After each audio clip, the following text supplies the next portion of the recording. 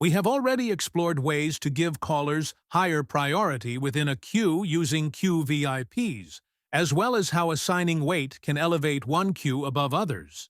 Additionally, queue priorities allow you to adjust a queue's priority dynamically.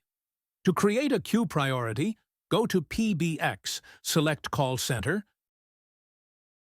Queue Priorities. This module is simple and easy to use. You only need to enter a description to identify the priority, set the priority level, and choose a destination. The priority level determines how important the queue is. The higher the number, the higher the priority.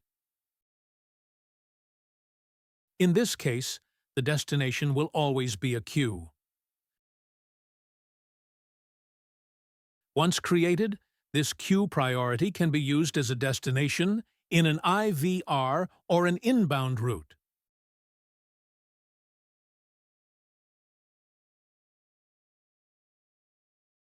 With that in place, the queue priority is applied and ready to optimize how incoming calls are handled.